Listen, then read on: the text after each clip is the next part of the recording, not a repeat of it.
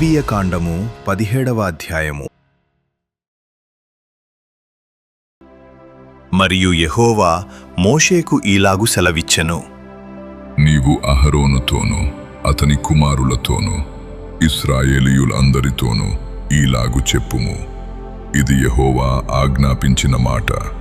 ఇశ్రాయేలీయుల కుటుంబములలో యెహోవా మందిరము ఎదుట యెహోవాకు అర్పణము అర్పించుటకు పూనుకునువాడు, అది ఎద్దేగాని గొర్రెయేగాని మేకయేగాని ప్రత్యక్షపు గుడారము యొక్క ద్వారమునొద్దకు దానిని ముందు తేక పాలెములో వధించినను పాలెమునకు వెలుపల వధించినను ఆ మనుష్యుడు తన ప్రజలలో నుండి కొట్టివేయబడును. వాడు రక్తమును ఒలికించినవాడు. ఇశ్రాయేలీయులు బయట వధించుచున్న బలిపశువులను ఇక బయట వధింపక యెహోవా పేరట యాజకుని యొద్దకు ప్రత్యక్షపు గుడారము యొక్క ద్వారమునకే తీసుకుని వచ్చి సమాధాన బలిగా అర్పించుని ఆ మనుష్యుడు జనులలో నుండి కొట్టివేయబడవలెను. యెహోవాకు ఇంపైన సువాసన గలుగునట్లు యాజకుడు ప్రత్యక్షపు గుడారము యొక్క ద్వారమునొద్దనున్న యెహోవా బలిపీఠము మీద వాటి రక్తమును ప్రోక్షించి వాటి క్రొవ్వును దహింపవలెను. వారు వ్యభిచారులై అనుసరించుచు వచ్చిన దయ్యముల పేరట వధించినట్లు ఇక మీదట తమ బలిపశువులను వధింపరాదు. ఇది వారి తరతరములకు వారికి నిత్యమైన కట్టడ.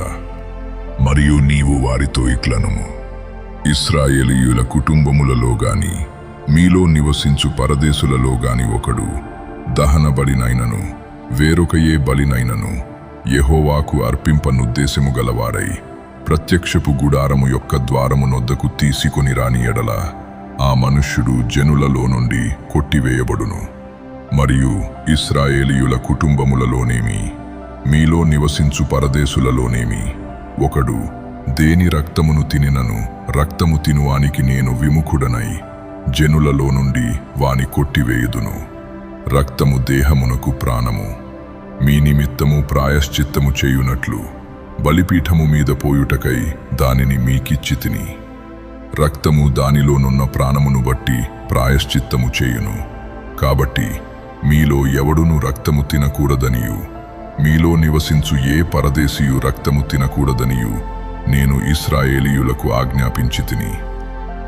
మరియు ఇశ్రాయేలీయులలోనే గాని మీలో నివసించు పరదేశులలోనే గాని ఒకడు తినదగిన మృగమునైనను పక్షినైనను వేటాడి పెట్టిన ఎడలవాడు దాని రక్తమును ఒలికించి మంటితో కప్పవలెను. ఏలయనగా అది సమస్త దేహములకు ప్రాణాధారము. దాని రక్తము దాని ప్రాణమునకాధారము. కాబట్టి మీరు ఏ దేహ రక్తమును తినకూడదు. వాటి రక్తము సర్వదేహములకు ప్రాణాధారము. దానిని తిను ప్రతివాడు మరణశిక్ష నొందునని నేను ఇశ్రాయేలీయులకు ఆజ్ఞాపించితిని. మరియు కలేబడమునైనను చీల్చబడిన దానినైనను తిను.